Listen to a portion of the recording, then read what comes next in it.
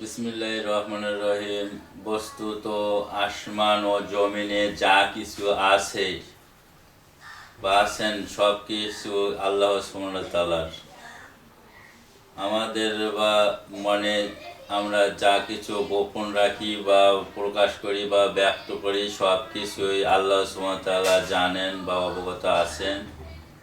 যে যা ভালো বা মন্দ, যে যা কাজ করবে আল্লাহ সুবহানাহু ওয়া তাআলা সে তাদের ভালো কাজের ভালো ফল, মন্দ কাজের মন্দ ফল দেবেন। আল্লাহ সুবহানাহু ওয়া তাআলা মহান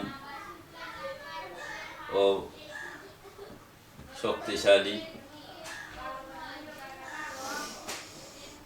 রাসূলগণ তার রবের পক্ষ থেকে যা কিছু নাজিল হয়েছে বা এসেছে তাতে সে বিশ্বাস করেছেন এবং এর সঙ্গে মুমিনরাও বা বিশ্বাসীরাও তার কি আল্লাহ সুবহানাহু ওয়া তাআলা হতে তার কিতাব সমূহে, তার রাসূল সমূহে ও পরকালে বিশ্বাস করেছে এবং বলেছে যে আমরা শুনেছি এবং মেনেছি। হে আমাদের রব, আমরা ক্ষমা চাই,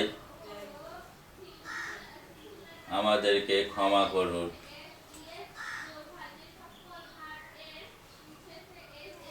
আর রাসূল রাও তাই বলে এবং মুমিনরা বলে যে আমরা কোনো কাজ যদি করি, সে ভুলে যাই বা ভুল করি, তবে আপনি আমাদেরকে ক্ষমা করবেন। কারণ ভালো বা মন্দ যে যা উপার্জন করবে তার কর্মফল তাকে সেটাই দেওয়া হবে। আরও মুমিনরা বলে যে হে আমাদের রব, পূর্ববর্তী রসুল, নবী রসুল বা আগের নবী রসুলদের উপর যে গুরুত্বপূর্ণ দায়িত্ব বা ভার অর্পণ করেছিলেন, অনুরূপ গুরুত্বপূর্ণ দায়িত্ব বা ভার আমাদের ওপর চাপাবেন না, এমন কোনো যা বহন করার শক্তি বা সামর্থ্য আমাদের নেই। হে আমাদের রব, আমরা ক্ষমা চাই। আমরা যদি কোনো ভুলে যাই বা ভুল করে থাকি তবে আপনি আমাদেরকে ক্ষমা করবেন, আমাদের প্রতি দয়া করবেন এবং পরকালে আপনি আমাদেরকে মাফ করে দেবেন এবং আপনি কাফের সম্প্রদায়ের বিরুদ্ধে আমাদেরকে জয়যুক্ত করবেন। সাদাকাল্লাহুল আজিম এর সংক্ষিপ্ত একটি অর্থ আমি বললাম। এছাড়া আমি কোরআনের একটা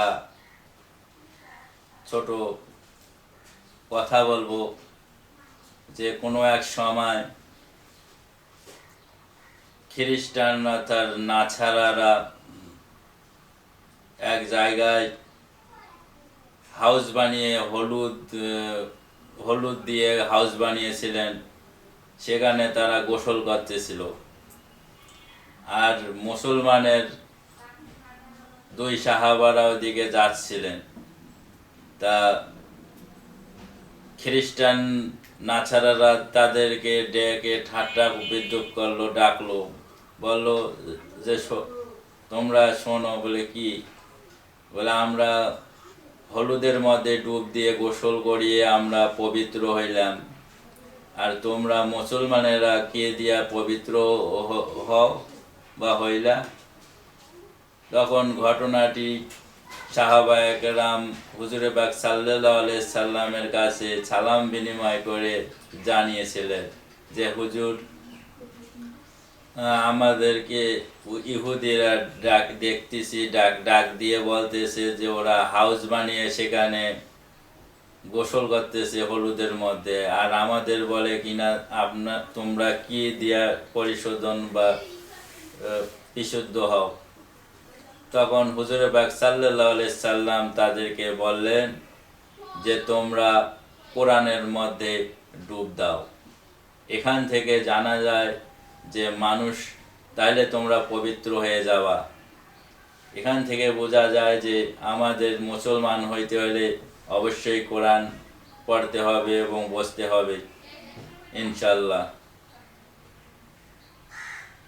তাই এই বলে আমি ঘটনাটি বুখারী হাদিস 7ম খণ্ডে আছে বলে শেষ করলাম। আল্লাহ হাফেজ।